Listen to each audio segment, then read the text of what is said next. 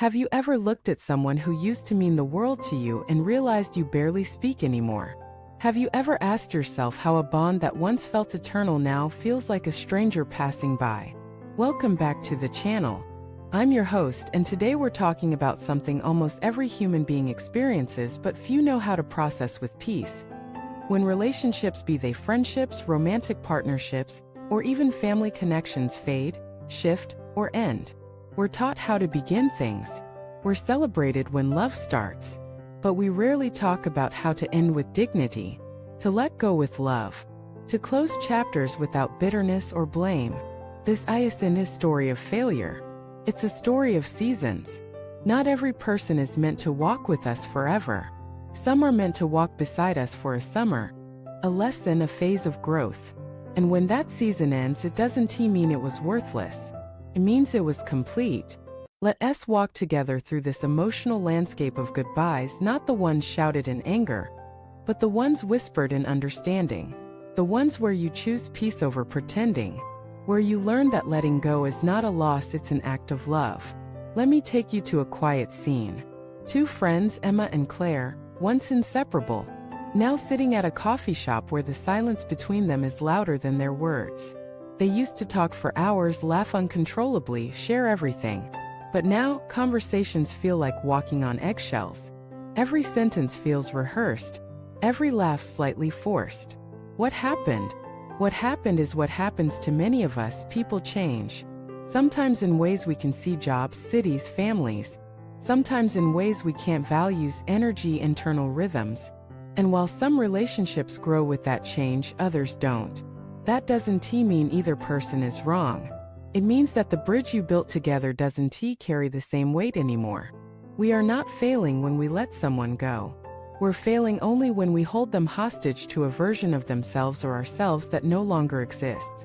The problem is, we've been conditioned to equate endings with defeat. We treat drifting apart as betrayal.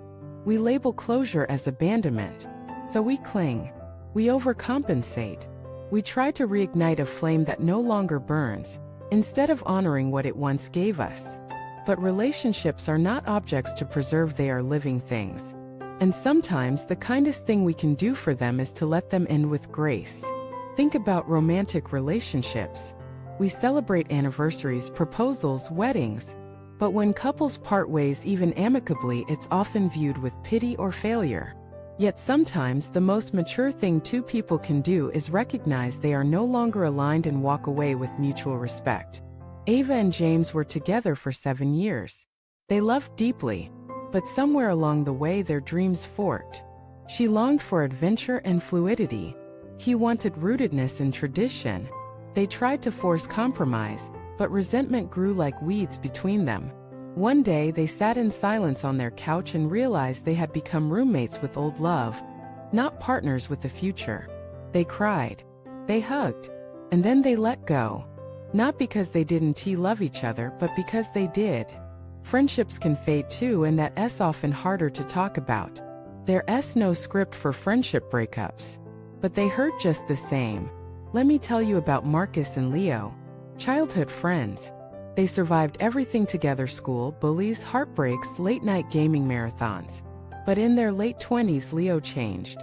He started focusing on mental health, boundaries, spiritual growth. Marcus still wanted to party, numb, avoid. They stopped seeing eye to eye. Every hangout became strained. And eventually Leo pulled back. Not in anger, but in quiet acceptance. He loved Marcus, but he could no longer meet him in the same space. This is the silent heartbreak of adult friendships. When growth doesn't sink. And it's no one's fault. When these shifts happen, most of us try to fix. We push for another conversation, another dinner, another trip. But not all relationships are meant to be fixed. Some are meant to be felt fully, richly, and then released. So how do we let go without bitterness? First, we acknowledge the truth. The connection has changed. Denial only prolongs the ache. Sit with the discomfort. Let the grief come, because the grief means it mattered. Second, reflect on what the relationship gave you, not what it didn't. Claire may no longer be Emma's closest friend, but for 10 years she was her sister in spirit. That decade wasn't a lie. It was a chapter. And chapters by nature close. Third, express gratitude whether through a message, a conversation, or a private ritual. Say thank you for who you were to me, for how you held space when I needed it, for the joy you brought. Even if you don't say it aloud, say it in your heart. Fourth, forgive yourself, the other person, the things left unsaid, the awkward fade, the missed signals. Forgiveness is not about erasing, it's about releasing the burden of carrying hurt. Fifth, redefine presence. Just because someone is no longer in your life doesn't mean their impact is gone.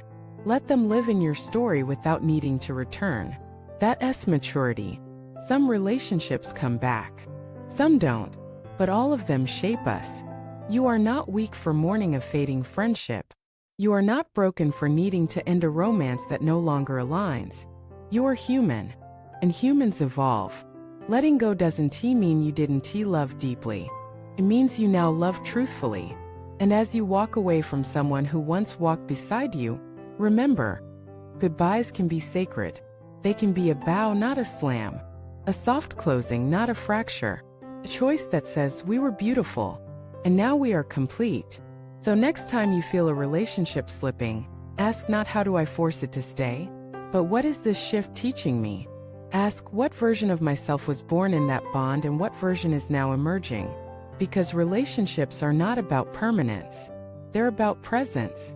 And sometimes the most loving thing we can do for ourselves and for others is to release with reverence. If this message touched your heart, please take a moment to comment below. Share your own story of a goodbye that shaped you. Like this video if it resonated, and don't forget to subscribe to the channel. There's more healing, more truth, and more peace ahead.